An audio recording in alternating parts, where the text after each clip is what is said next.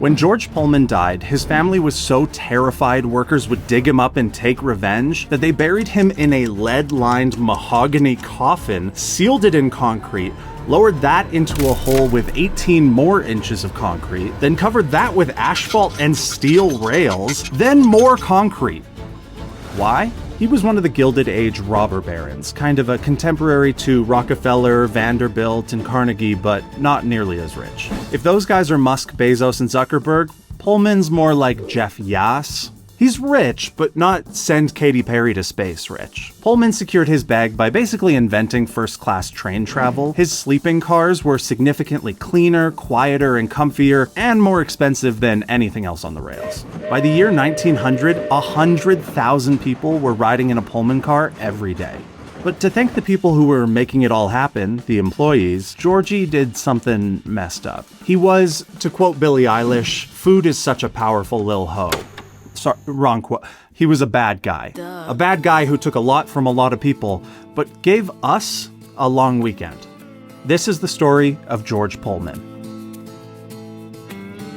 In the 1880s, Pullman built an entire town just for his workers about 12 miles south of Chicago. It was a great idea. Think of it like a precursor to Apple Park or the Googleplex. According to him, "We decided to build homes for working men of such character and surroundings as would prove so attractive as to cause the best class of mechanics to seek that place for employment." The town of Pullman, Illinois, named after its founder, George Pullman, Illinois, was a place where workers and, importantly, their families would have all their needs met. It would have everything they need: a grocery store, a school, a post office, a theater, a Chuck E. Cheese where a kid can be a kid. On top of that, it had perks that now to us are just standard, but back then would have been a huge luxury, like gas and indoor plumbing. People were clamoring to live there. Well, white people were. Pullman didn't allow black workers to live in town, so they had to settle in nearby Chicago neighborhoods, which is extra weird considering they were basically the face of the Pullman train company. Okay, just imagine for a second that your boss is your landlord. You show up 10 minutes late to work, you don't get to sleep with a pillow tonight. You call in sick, they're changing your locks. Get written up, your indoor plumbing stops working, and they're not going to tell you until after you've done a number 2. Pullman controlled every aspect of their lives, and he didn't care about them. To him, this was a business venture. He actually expected a 6% return on his investment in the town, even if it meant charging exorbitantly high rents, which he did. Rent in Pullman was about 25% higher than any of the surrounding towns or neighborhoods. So why didn't people just live in a nearby town and commute, dodging the high rents, but still enjoying everything that Pullman had to offer? Unfortunately, he thought of that. And if you didn't live in the town, you just slowly found yourself with less and less work until you didn't have a job anymore. And only Pullman employees and their families could enjoy the amenities that the town offered. Okay, so what if they just bought a place to avoid paying rent? They couldn't.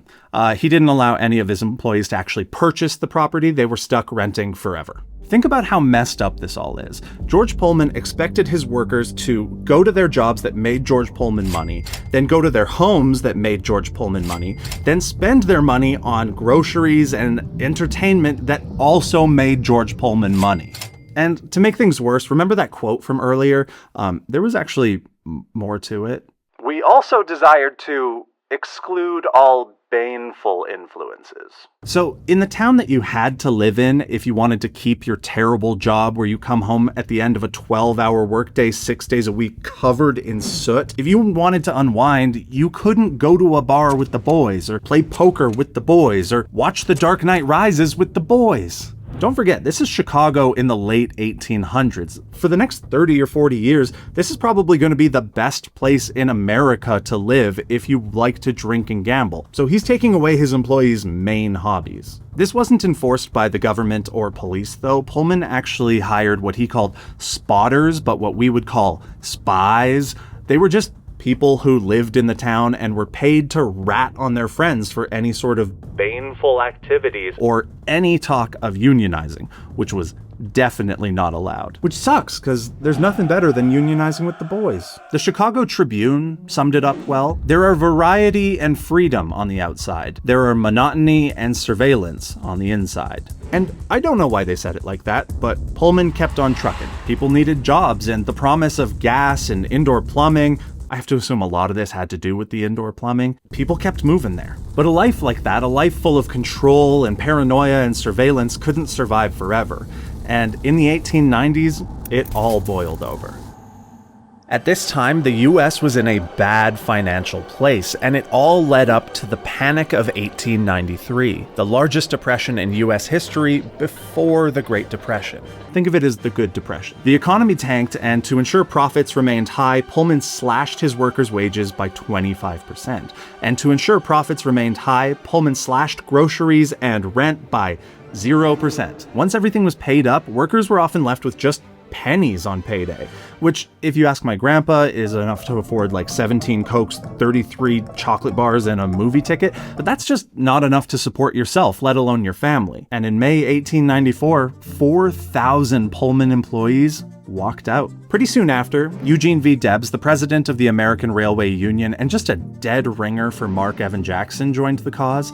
He was a powerful man. He had a lot of sway, and he actually organized a boycott of every single train in America that had a Pullman car attached to it, which at that point was pretty much every train except for Thomas.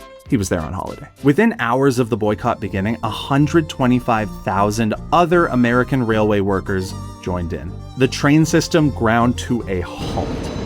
But not everyone got to join in. The American Railway Union didn't allow black workers at all, which meant tons of people were just left out in the cold as far as the strike goes. Kind of insane for the strike that's fighting for the right to live somewhat comfortably to be like, not you though. But unlike the trains, the strike chugged on. And a stalled railway system at that time meant that not only were people not going to get where they were going, the mail wasn't going to get where it was going. And the mail was a really big deal back then, because you could just send anything in the mail. And people were, little postcards for their friends, an entire house, cocaine. So they got pretty antsy when the mail didn't come. So Pullman called in some favors. He got President Grover Cleveland, whose parents named him that, to intervene. Once the president had declared the strike illegal, the federal troops descended. They opened fire on a crowd of 10,000 people, killing at least 25. Many more were injured. In total, 34 people died as a result of the Pullman strike. Eugene V. Debs was sent to jail. The strike was over. When the government comes in and opens fire on you, what more can you do? They went back to work. George Pullman won. Sorta. He ended up dying only 3 years later in October 1897, and personally, I hope it kinda hurt. The Pullman Train Company is everywhere for those with eyes to see. Killers of the Flower Moon, Paddington 2, Sinners, but it's not a real company anymore. When Pullman died, it was taken over by Robert Todd Lincoln, the son of Abraham Lincoln for some reason, and it limped on in various states for like another 60, 70 years before being quietly dissolved.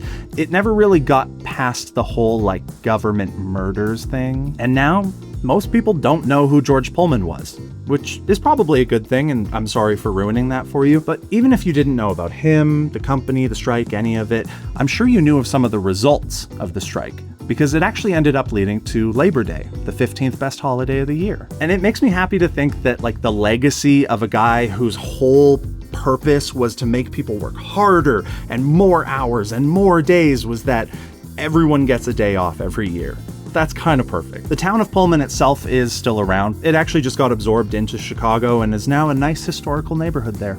I think it looks really cool. And hey, if you made it this far, thank you. 2 small requests for you. First, if you could like and subscribe, that is a huge help. I would really appreciate that. And 2, I would also love it if you would have a nice day.